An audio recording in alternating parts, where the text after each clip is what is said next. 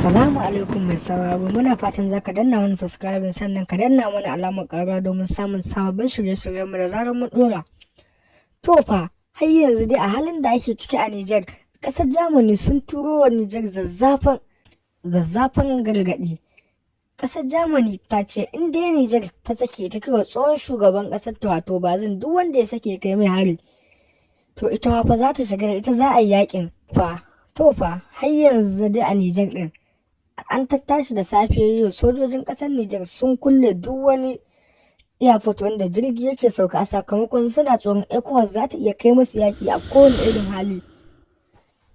Ƙungiyar ECOWAS ta ce za ta yi zazzafan zama a ranar Alhamis ɗin nan a sakamakon hana shugaban ƙasar Najeriya Ahmad Bola Tinubu yin amfani da sojojin Najeriya domin a tura a je a yaƙi sojojin Nijar. A nan ma da ya san Mali da ƙasar Burkina Faso sun turo sojojinsu domin a zo a tallafa wa ƙasar Nijar.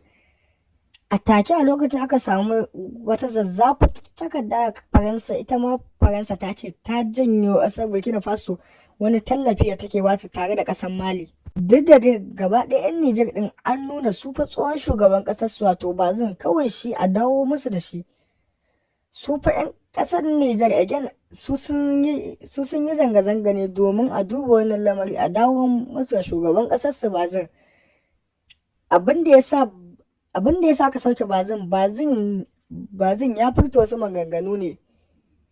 Ya ce shi yana so ya sabule ne ka jikin turawa, shi isa 'yan ƙasar Nijar kowa yake alfahari da haka.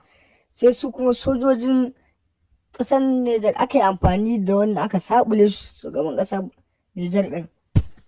Da babban manufar za mu taimaka wa Nijar ɗin, kawai addu'a da fatan alkhairi. Idan sojojin ne Allah ya ba su ikon yi musu, idan Bazin ɗin ne Allah ya dawo musu da shi. Mun gode, muna godiya, ka danna wani subscribe sannan kai mana shi, mun gode.